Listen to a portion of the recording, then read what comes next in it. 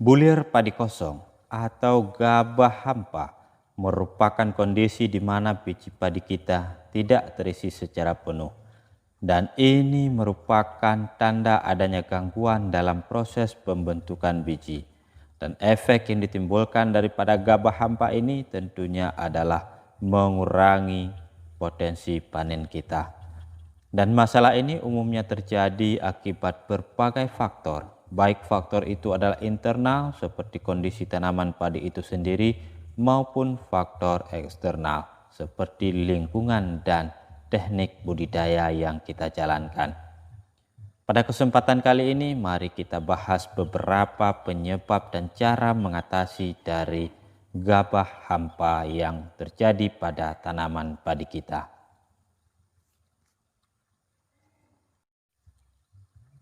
Baik sedulurku dan Assalamualaikum warahmatullahi wabarakatuh. Dimanapun sedulur berada, apapun kegiatannya, semoga selalu diberikan kesehatan, kekuatan dan rezeki yang melimpah.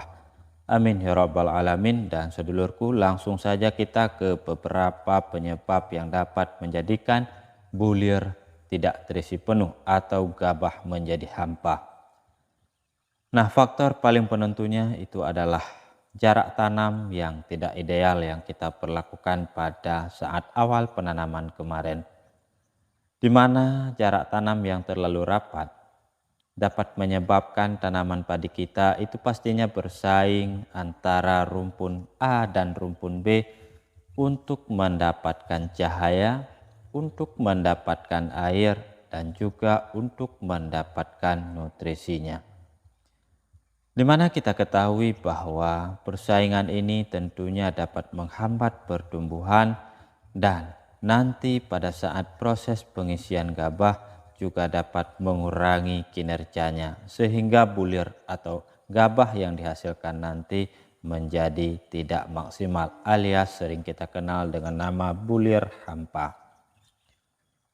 Karena tanaman itu sama seperti kita, dia membutuhkan nutrisi yang berkecukupan, air yang memadai, dan begitu juga pencahayaan yang memadai. Di mana ketiga faktor itu merupakan faktor terpenting untuk proses pengolahan makanan, yang makanan tersebut tentunya akan disalurkan untuk seluruh bahagian tanaman padi kita, tak terkecuali untuk proses pengisian daging buahnya. Maka oleh karenanya sebelum kita melakukan penanaman hendaknya kita memahami dan mematuhi beberapa aturan dasar tentang jarak tanam yang ideal dengan mengikuti beberapa metode-metode yang ada. Kemudian faktor yang kedua adalah pemupukan yang tidak tepat atau pemupukan yang tidak seimbang. Dan pemupukan ini juga bisa saja terjadi karena tidak tepat waktu, tidak tepat sasaran, dan juga tidak tepat dosis pemberiannya. Nah, kesalahan daripada penggunaan pupuk ini tentunya dapat menyebabkan kekurangan unsur hara yang penting untuk tanaman padi. Salah satu unsur hara yang sangat berpengaruh terhadap proses pengisian bulir atau gabahnya itu adalah unsur hara kalium dan fosfor. Maka jika dengan mengalami kekurangan unsur hara kalium dan fosfor ini tentunya dapat mengganggu proses pengisian gabah dan dapat menyebabkan bulir padi kita menjadi kosong. Atau sebaliknya, pemberian pupuk secara berlebihan juga dapat menyebabkan stres pada tanaman padi kita, di mana dengan stres tersebut juga tentunya berdampak negatif pada pembentukan gabah. Maka oleh karenanya untuk dapat menghindari kekurangan unsur hara kalium dan fosfornya, ada beberapa perlakuan khusus yang sering dilakukan oleh petani pada saat fase pengisian bulir. Semisal dengan menambahkan pupuk dengan kandungan kalium dan fosfornya dengan cara penyemprotan berbarengan dengan penyemprotan pestisidanya. Dan salah satu solusi yang sering ditawarkan, sering aplikasikan oleh banyak petani kita, yaitu penggunaan pupuk semisal MKP pada saat perawatan tanaman padi ketika pada fase pengisian bulirnya. Satu hal yang menjadi perhatian kita, di mana tanaman padi yang mengalami kekurangan unsur hara kalium dan fosfor pada masa buntingnya itu sangat mudah ditandai, di mana bahagian ujung daripada daunnya sering mengalami kekuning-kuningan.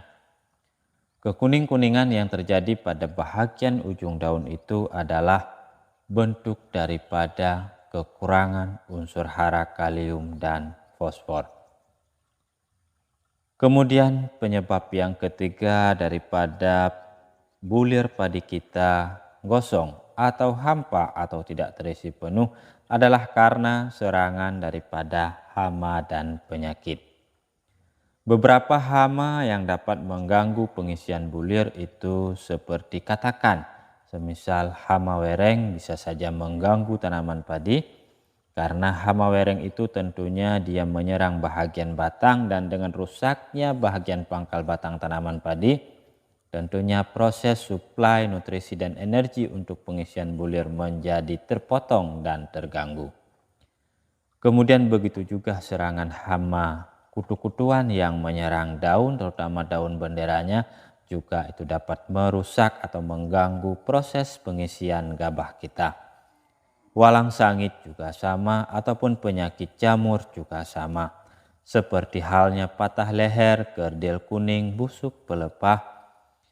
Itu adalah beberapa jenis penyakit yang dapat merusak dan mengganggu proses pembuahan. Sehingga dengan hadirnya banyak penyakit dan hama tersebut, tentunya itu dapat menghambat perkembangan bulir padi kita dan tentunya panen kita menurun. Maka oleh karenanya ketika tanaman padi pun sudah pada fase pengisian bulir, di situ perawatan tidak boleh terhenti. Di situ kita tidak boleh berdiam diri hanya menunggu panen. Karena jika kita hanya berdiam diri dan pasrah menerima keadaan, tentunya potensi-potensi yang sebenarnya bisa kita tingkatkan justru menurun dengan sendirinya.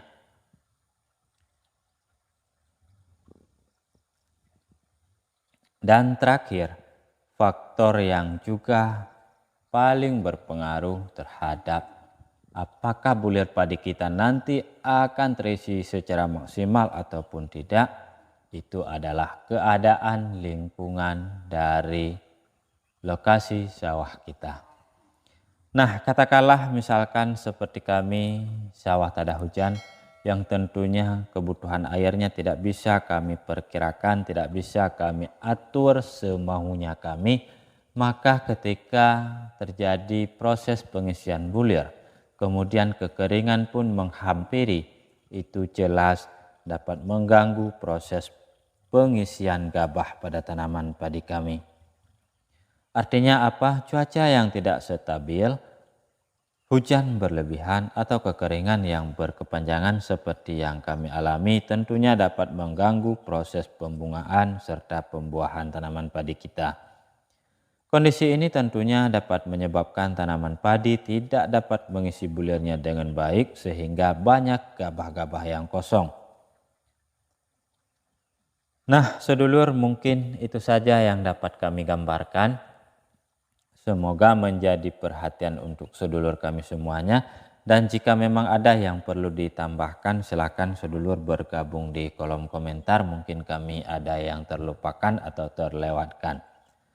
Dan baik sedulur, terima kasih atas perhatiannya, terima kasih atas waktunya.